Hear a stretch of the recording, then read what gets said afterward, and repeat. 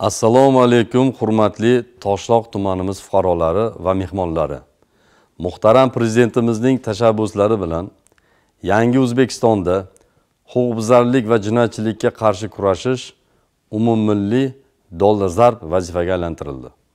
Ana shu yangilanish, o'zgarishlar samarador bo'lishining kafolati sifatida mamlakatda tinchlik va osoyishtalikni ta'minlash, buning uchun jinoyatchilikka qarshi kurashish tizimini tubdan yaxshilash davlatimiz siyosatining eng ustuvor yo'nalishlaridan biriga aylandi. Xususan, davlatimiz rahbarining 2025-yil 3-yanvar kunidagi 2025-yilda respublika mahallalarida xavfsiz muhitni yaratish va huquqbuzarliklarning barvaqt oldini olish tizimi samaradorligini yanada oshirish bo'yicha chora-tadbirlar to'g'risidagi birinchi son qarori mahallada xavfsiz sharoitni yaratish, fuqarolar tinchlik osoyishtaligini ta'minlash, jinoyatlarning sabablarini mahallabay va sohabay muhokama qilish, jinoyatlarni oldini olish sohasida mahalla yettiligi institutining rolini oshirdi.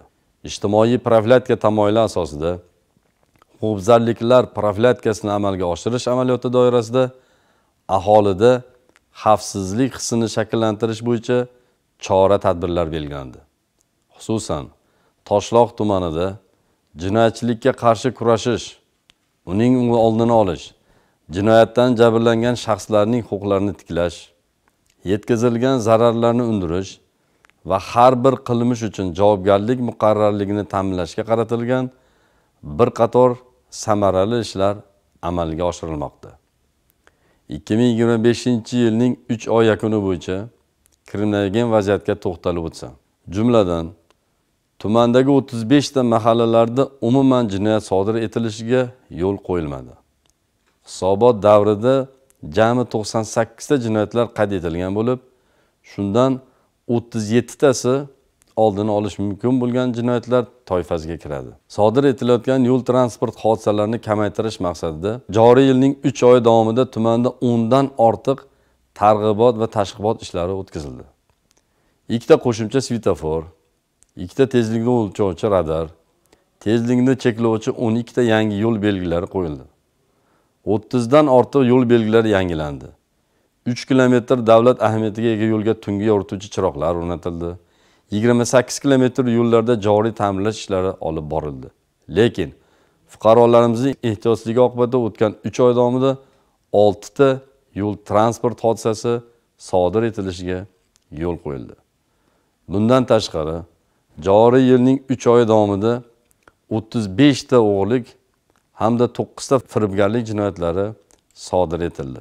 Hozirgi kunda jamiyatimizga kirib kelgan yangi turdagi kiber jinoyatlarga qarshi kurashish bo'yicha joylarda bir qancha targ'ibot ishlarini olib borilishiga qaramay, ayrim fuqarolarimizning internetni yaxshi bilmasligi yoki firibgarlarga ishonib qolishi natijasida jami 24 ta jinoyat sodir etildi. Hurmatli fuqarolar, sizlardan shuni so'rab qolaman.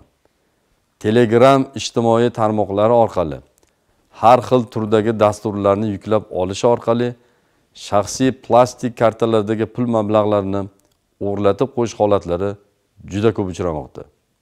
Shu bois ijtimoiy tarmoq orqali kelayotgan dasturlarni yuklab olmaslik hamda shaxsiy ma'lumotlaringizni begona shaxslarga bermang. Joriy yilning o'tgan 3 oy davomida 5 nafar muqaddam sudlanganlar, 3 nafar voyaga yetmaganlar tomonidan jinoyatlar sodir etildi. Tahlillar shuni ko'rsatadiki, tumanimizning Chek, Qanjirg'a, Qamchipurish, Bo'ston, Istiqlol, mahalla fuqarolar yig'ilgan hududlarida oilaviy zo'ravonlik hamda tan jarohatlari bilan bog'liq jinoyatlar oshib ketishiga yo'l qo'yilmoqda.